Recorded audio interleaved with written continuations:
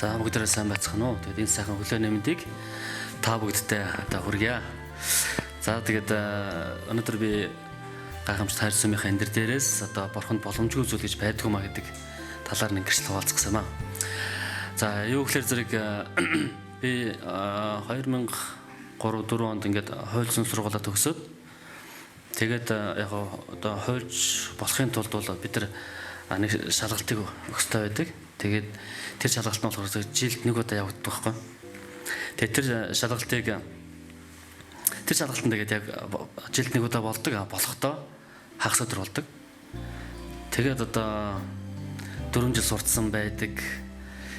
Тэгээд одоо цааш нь энэ мэржлээр ажиллах гэхээр одоо яг нөгөө аль бисныхан тэр мэрэгжлийнхэн тэр юуг нь өрөмлөх цол хэрэгмийг авахын тулд тэр шалгалтыг заавал давах шалгалтанд орох хэрэгтэй байдаг. Тэгээд мэдээж одоо юу гэдгийг нэгэнд одоо ингээд төгссөн хүний хувьд одоо энэ шалгалтанд орох юмсан гэж маш их бодож маш их залбирчсан.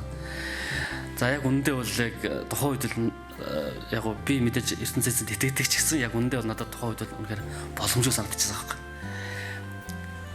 Тэгээд тухайн үед болохоор зэрэг манай Адвентист чуулганы ерөнхийлөгч пастор минь хүртэл одоо хууль зүйн яам руу бичиг илгээгээд за одоо ингээд манай байгууллага нэг ийм онцлогтой юм аа.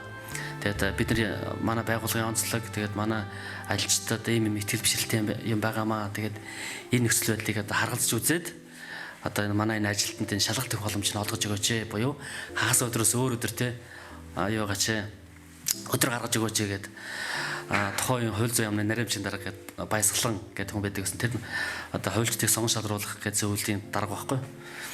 Тэгээд албан бичиг хүртэл хөргүүлжсэн. Тэгээд хариу ирсэн л дээ. Хариусан чи уучлаарай. Ямар ч боломж байхгүй те. Яг тэгэхээр цаг жил нөгөөдөө болдог. Болохтой тэр чинь ингээд маш олон те салбарын хүмүүсийг цуглуулж маш их одоо те арга ажиллагаа арга хэмжээ болдог учраас ганц хүн зориулж бид нар ингээд ямар ч боломжгүй гэдээ хариу өгсөн.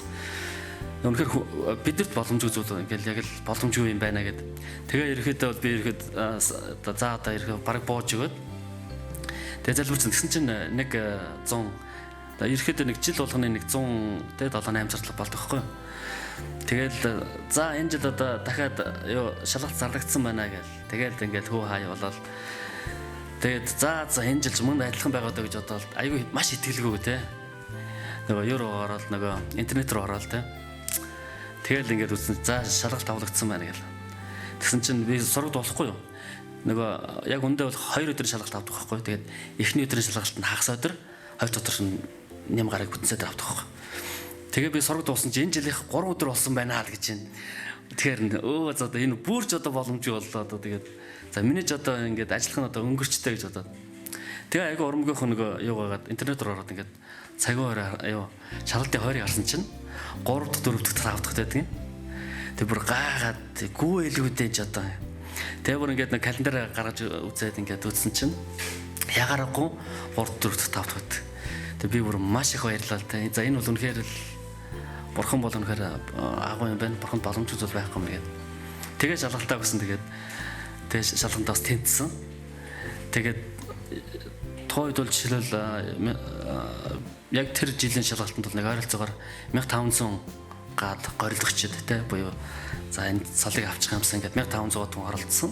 Тэгээд тэрээс нэг 300 гаруй хүн тэнцсэн байдаг. Тэгээд тэрний дунд бол одоо ингээд тэнцээд явстаа маш их баяртай байдаг. Тэгээд би та бүхэндээ энэ өглөө юу гэж урамшуулмаар байна гэхээр зэрэг заримдаа үнэхээр боломжгүй санагддаг юм аа тий. Тэр хөтөл одоо юу гэдгийг те та хүний айн санаа багтааргүй. Гэхдээ хэрвээ та ертөнцөөс итгэмжтэй байх юм бол эзэн ч гэсэн таны төлөө бас итгэмжтэй байд. Таны төлөө боломжгүйгээс боломжтой болгодог юм аа. Тэгээд та бүхэн эзэн бурханд итгэмжтэй байгаасаа гэж одоо хүсье. За баярлалаа.